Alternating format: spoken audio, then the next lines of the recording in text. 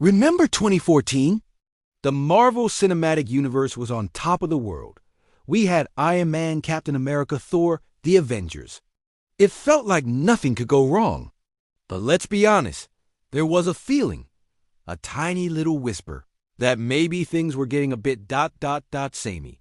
We had the hero's journey, the big CGI battle, the post-credit scene. It was a winning formula, but how long can you run the same play before the audience gets tired? The MCU was a blockbuster machine, but was it starting to lose its creative spark? The risks were getting smaller, the stories more predictable. The universe was expanding, but was it also shrinking in imagination? And then, something completely out of left field happened. Marvel announced a movie about a talking raccoon, a walking tree, a green assassin, a heavily tattooed maniac, and a guy best known for a sitcom. The reaction? Confusion. A lot of people, even hardcore fans, thought this was it. This was the moment Marvel finally flew too close to the sun.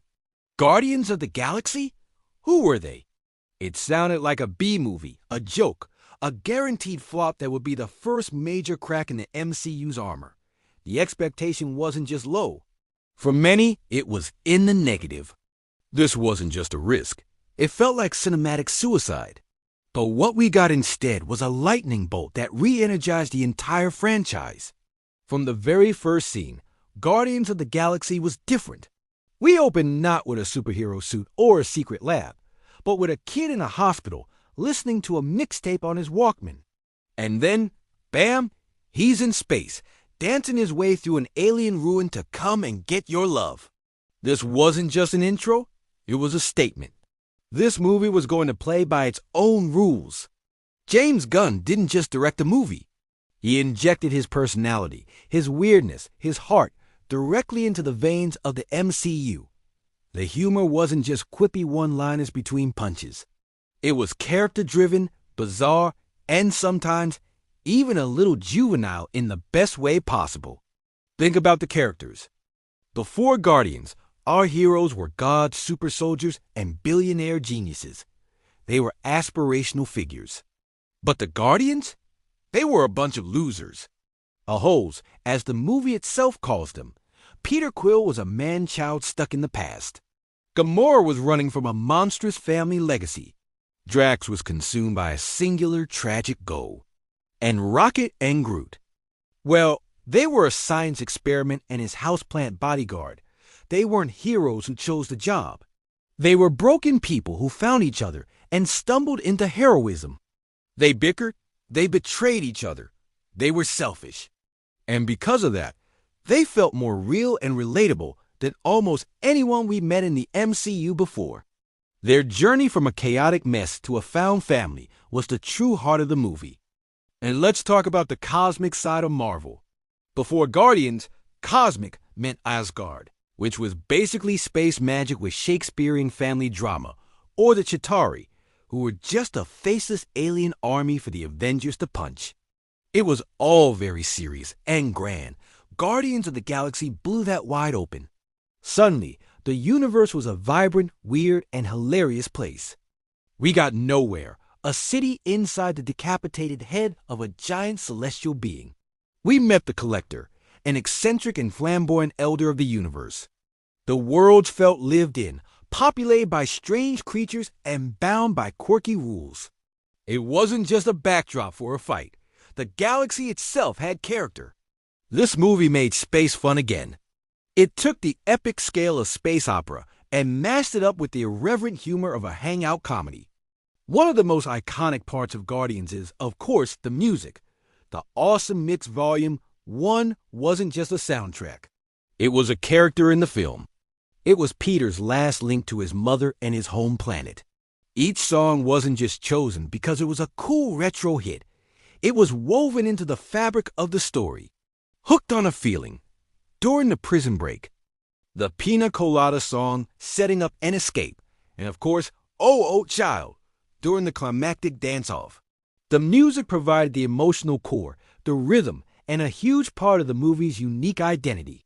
It proved that a superhero movie score didn't just have to be epic orchestral swells. It could be a killer mixtape that had you running to Spotify the second the credits rolled. This started a trend. But no one has ever integrated a soundtrack into the narrative quite as perfectly as James Gunn did here. So how did this movie save the MCU? By proving that the Marvel formula wasn't the only formula. It showed that Marvel Studios could take its biggest, weirdest swings and hit a home run. It gave other directors permission to be bold. Think about what came after.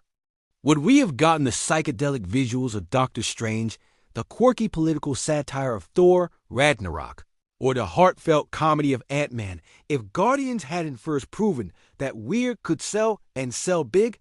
I don't think so.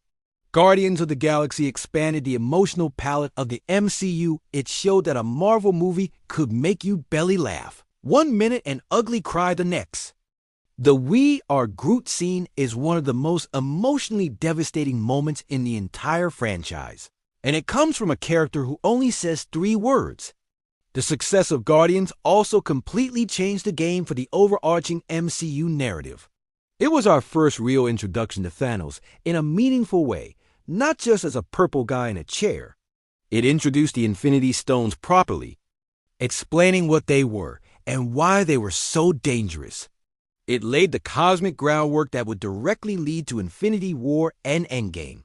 Without the Guardians, the MCU's big finale would have felt much smaller, less earned. They were the bridge that connected the Earthbound heroes to the cosmic threat, making the universe feel truly interconnected. In the end, Guardians of the Galaxy was more than just a great movie. It was a creative defibrillator for the Marvel Cinematic Universe. It reminded the studio and the audience that superhero stories could be anything: a space western, a family drama, a screwball comedy, a rock opera. It championed the outcasts, celebrated the weirdos, and proved that the biggest risks can lead to the biggest rewards. It didn't just add a new team to the roster. It injected a whole new spirit into the MCU, a spirit of irreverent fun, boundless creativity, and most importantly, a whole lot of heart. It saved the MCU from becoming predictable, and for that, we'll always be hooked on that feeling. Thanks for watching, and if you enjoyed this deep dive, make sure to like, subscribe, and hit that bell for more content. See you next time.